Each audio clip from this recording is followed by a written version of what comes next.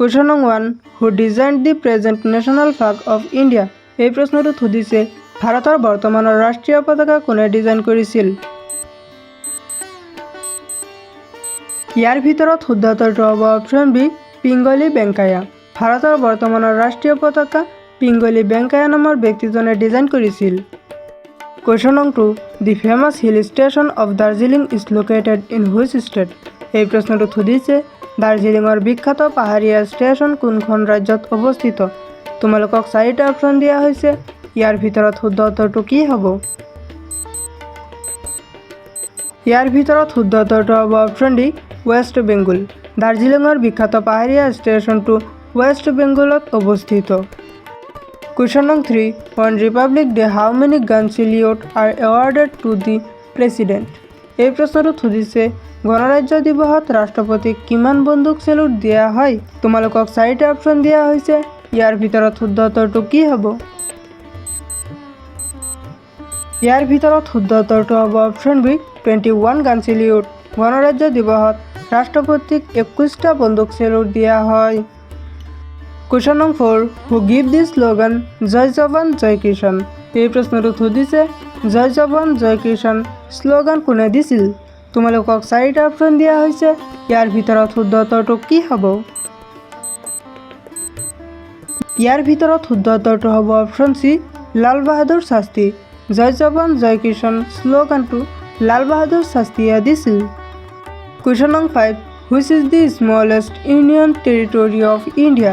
এই প্ৰশ্নটোত সুধিছে ভাৰতৰ আটাইতকৈ সৰু কেন্দ্ৰীয় শাসিত অঞ্চল কোনখন। তোমালোকক 4টা অপশ্যন দিয়া হৈছে। ইয়াৰ ভিতৰত শুদ্ধ উত্তৰটো কি হ'ব। ইয়াৰ ভিতৰত শুদ্ধ উত্তৰটো হ'ব অপশ্যন এ লক্ষদ্বীপ। ভাৰতৰ আটাইতকৈ সৰু কেন্দ্ৰীয় শাসিত অঞ্চলটোৰ নাম হৈছে লক্ষদ্বীপ। কুৱেশ্যন নং 6 who is the architect of the Indian constitution. এই প্ৰশ্নটোত সুধিছে ভাৰতীয় সংবিধানৰ স্থপতি কোন। তোমালোকক 4টা অপশ্যন দিয়া হৈছে। ইয়াৰ ভিতৰত শুদ্ধ উত্তৰটো কি হ'ব।